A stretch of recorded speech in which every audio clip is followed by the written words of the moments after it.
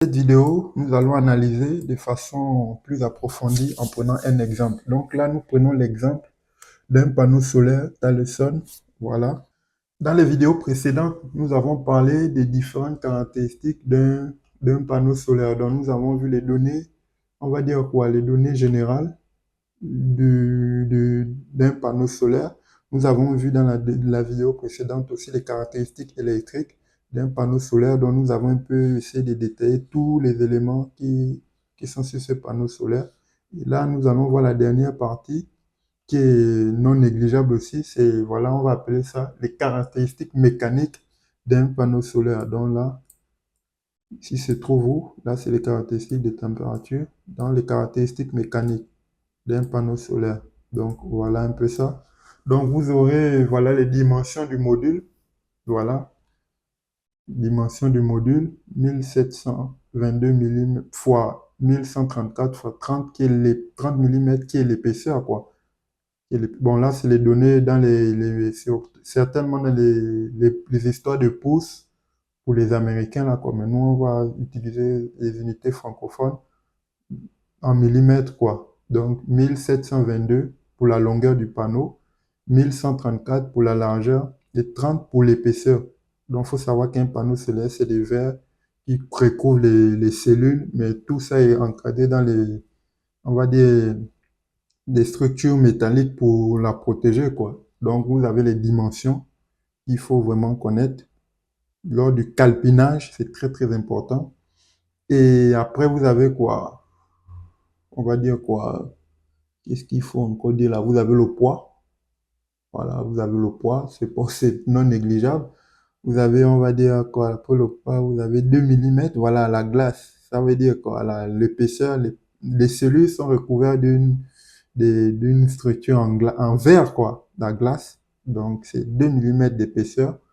Il y a encore quoi? Le cadre, il est en aluminium.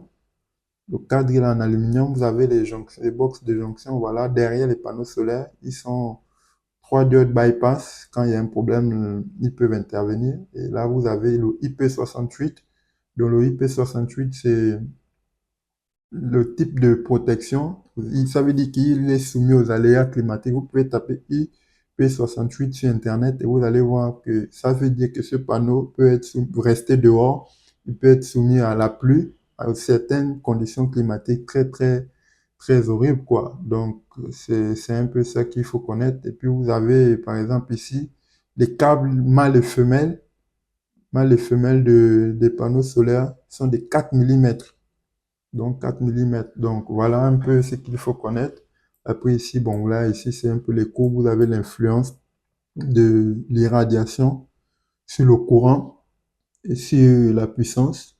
Ici, vous avez l'influence de la température. La température est en vert, par exemple.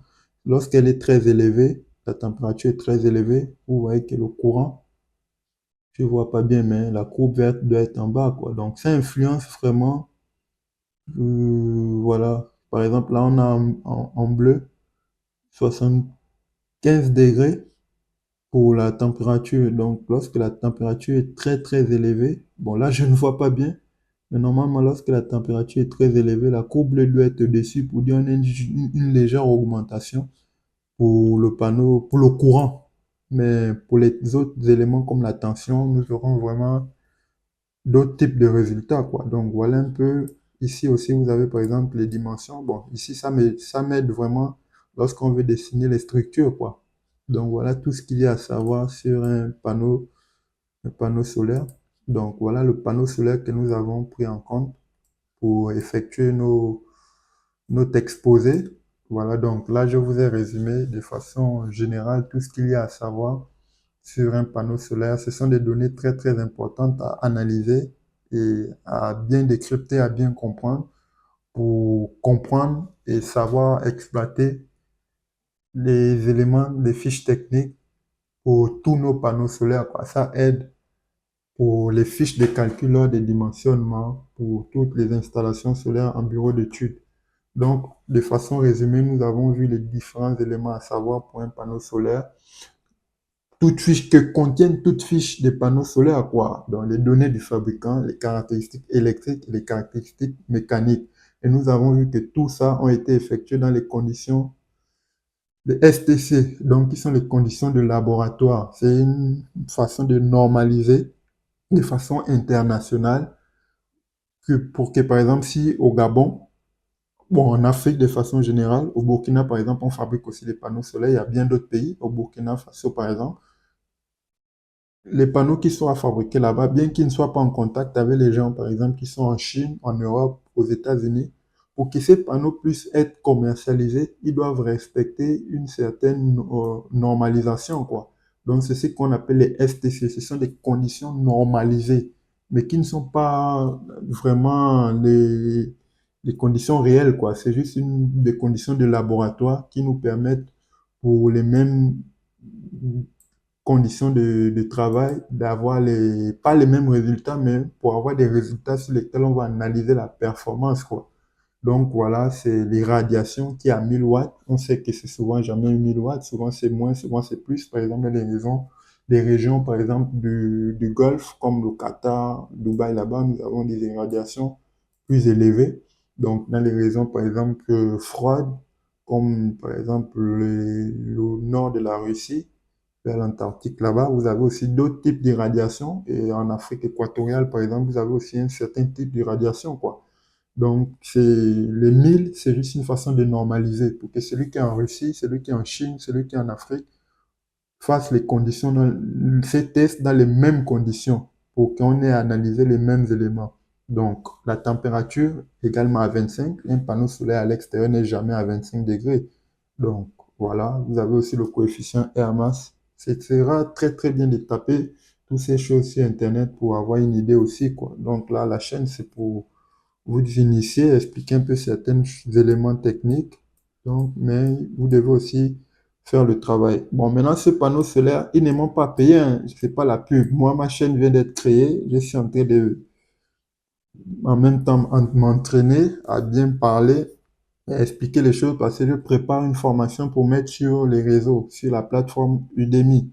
Donc là, je suis en train de m'entraîner. Donc ça, ce sont certains éléments de ma formation, par exemple, que je mets à votre disposition là, quoi. Donc, je vais essayer de vous montrer un peu les différents éléments. Donc là, la formation n'est pas encore très avancée, mais les modules sont déjà en cours de réalisation. Donc, là, le projet, ce sera les centrales en toiture. Donc là, vous avez un peu les différents modules que je suis en train de préparer, quoi. Donc voilà. Donc, c'est un panneau solaire que j'aime bien parce que j'ai été amené à travailler avec plusieurs fois. Donc, ils ne m'ont pas payé pour faire cette pub. Donc, de la même manière dont j'ai pris Talson, je peux prendre bien d'autres panneaux solaires pour faire ce travail, quoi. Donc, ce sera toujours les mêmes paramètres, les mêmes coefficients, les mêmes explications. Les résultats vont un peu changer, voilà, mais ce sera toujours les mêmes données générales, les mêmes données électriques, les mêmes données de température. Donc, merci d'avoir regardé cette vidéo et voilà, la prochaine vidéo, ce sera sur un onduleur. On va partir sur l'onduleur de string Huawei, pas sur un onduleur central. Bon, on pourra faire tout, un onduleur central, un onduleur de chaîne Huawei. Donc, on va essayer aussi de décrypter sa fiche technique et pour mieux comprendre, quoi. Donc, c'est un peu ça. Merci. Si vous avez aimé, abonnez-vous et prochaines vidéos sont en cours de téléchargement.